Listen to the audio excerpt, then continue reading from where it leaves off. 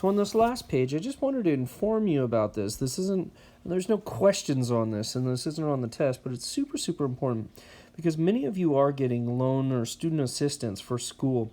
And if you plan on going to a 4-year school or even graduate school, almost certainly you'll have to take out some sort of student loan in your time in school. So I want to make sure you understand this, and I wish someone would have talked to me about this before I started student loans. So when you get a student loan, usually these are called Stafford loans after a guy who created a lot of laws about this, or a lot of bills that turned into laws about this. Okay, so what's the idea? The idea is we're able to get student loans because the government is actually going to back these loans to the lenders. Okay, so what that means is if you don't pay it, the government will. It is backed by the government to the lender. Now, the government's going to come after you. Don't get me wrong. You can't just walk away from student loans. But the idea is because the government's backing it, these lenders are going to give lower than usual rates. So if you do private loans, you can see ridiculous interest rates, 10, 12, 15% loans. If you do Stafford loans that are backed by the government, you're going to get lower rates, around 6% loans, which is still ridiculously high, but something you need to know. So there's two types of loans that you can look at. You can look at subsidized loans, which is where the government will pay the interest for you, and unsubsidized loans, which is where you pay the interest. Subsidized loans are absolutely what you want if you can get them. Having the government pay the interest while you're in school is the best bet by far.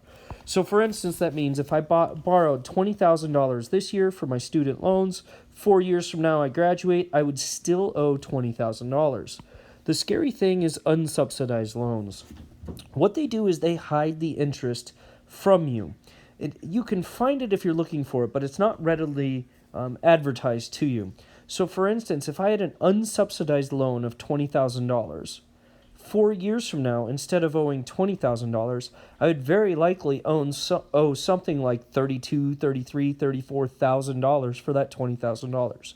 Why? Because that $20,000 is gaining interest from the second that I borrow the money.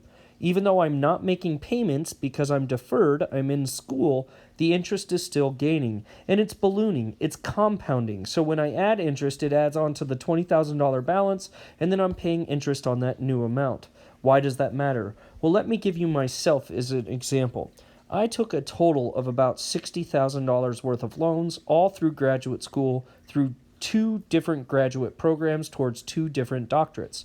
So $60,000 is nothing when it comes to loans for graduate school to that extent. However, I had unsubsidized loans and I wasn't making payments while I was in school.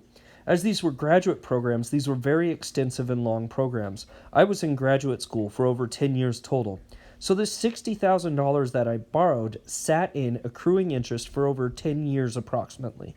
That $60,000 when I came out of graduate school turned into $100,000 because the interest had accrued.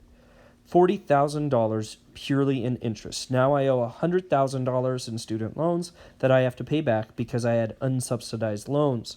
So you have to be extremely, extremely careful when you take these loans. Be very careful. What can you do to make sure you don't get stuck in a situation like I did? Most loans that you get are going to be unsubsidized, especially for graduate school. And that's okay as long as you do one thing. When you get an unsubsidized loan, make monthly payments. Yes, I know it's hard. You're in school. You're not making much money. But even if you can pay simply $100 a month, whatever it takes to cover the interest of the payments, then when you come out of school, if you borrowed $60,000 worth of loans, you would still only owe $60,000 or potentially even less if you were making monthly payments that entire time. That's a heck of a lot better than coming out with $100,000 worth of debt. So even though you don't have to, when you have unsubsidized loans, it's deferred payments. Even though you don't have to make payments, make sure you're making at least small payments every single month. I will tell you from experience, they make this a pain in the ass.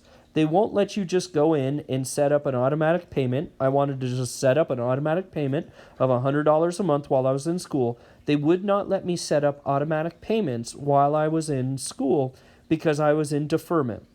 So the only way that I could do it is if I manually went in every single month and paid $100 every single month.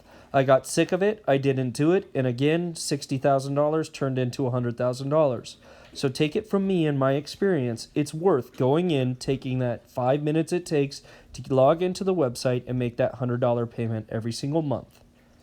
Moral of the story, get subsidized loans or don't take out any loans.